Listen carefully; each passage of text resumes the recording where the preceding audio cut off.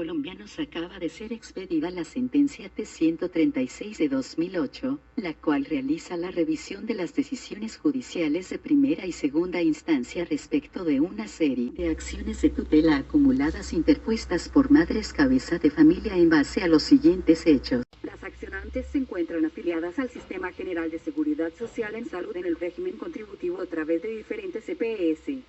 Afirman que dieron a luz a su hijo y reclamaron posteriormente el pago de la licencia de maternidad a la EPS. Una de las madres habló con nosotros y esto fue lo que nos dijo. Sí, efectivamente, yo me encuentro afiliada al régimen de salud y reclamé el pago de la licencia a la EPS. ¿Y qué le dijo la entidad? Se negó a realizar tal cancelación, diciendo que no coticé durante todo el embarazo, afectando mis derechos fundamentales y los de mi bebé. En dicha sentencia, la Corte Constitucional planteó los siguientes problemas jurídicos con su respectiva respuesta. ¿Cuál es el régimen y la importancia de la licencia de maternidad como mecanismo de protección a la maternidad y a los niños? La respuesta fue: ¿debe el Estado propender hacia la garantía de los derechos de las madres gestantes y de los niños en sujeción al fuero de maternidad que se conduce a la aplicación de los principios del Estado social de derecho?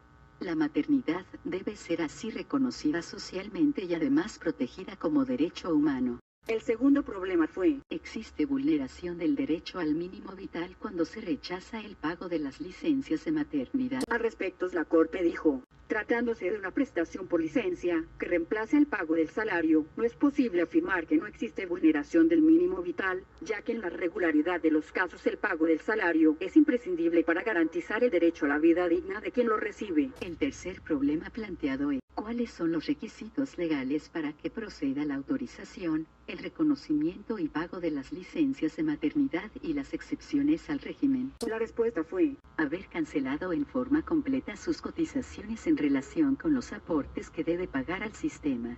No tener deuda pendiente con las entidades promotoras de salud o instituciones prestadoras de servicios de salud. Haber suministrado información veraz dentro de los documentos de afiliación y de autoliquidación de aportes al sistema. No haber omitido su deber de cumplir con las reglas sobre periodos mínimos para ejercer el derecho a la movilidad durante los 2 años anteriores a la exigencia del derecho. Por último, la Corte planteó el siguiente problema: ¿cuáles son las funciones y las obligaciones del FOSIGA en relación al pago de licencias de maternidad? La Corte dijo que al ser el Fondo de Solidaridad el obligado a cubrir la prestación por licencias de maternidad, debe en cumplimiento de los dispuesto por la Ley 100 de 1993 transferir a las EPS los dineros que giran con ocasión del descanso después del parto, en acatamiento de una obligación de rango legal, siempre que se cumplan con los requisitos del régimen o que exista por vía judicial una inaplicación de las disposiciones sobre la materia. En conclusión, la Corte ordena conceder el amparo de los derechos fundamentales y ordenar a la EPS que en el término de 48 horas contadas a partir de la notificación de esta providencia, proceda a pagar la totalidad de la licencia de maternidad, teniendo en cuenta lo dispuesto en el artículo 207 de la Ley 100 de 1993. Para terminar, estas fueron las declaraciones del magistrado ponente.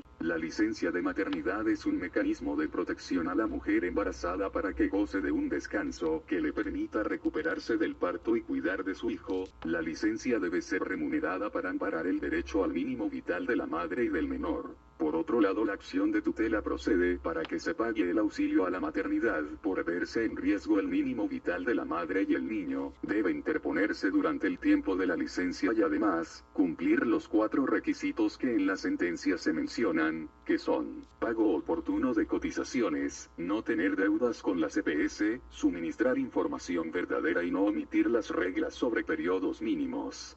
Recomendados de código, los 2 libros ganadores del Premio Nacional de Poesía, obra inédita: Las tardes de Luis Fernando Charri, primer puesto, e Invención de Lucía, de Rosita Andrea Pantoja Barcos, segundo puesto. Buenas noches.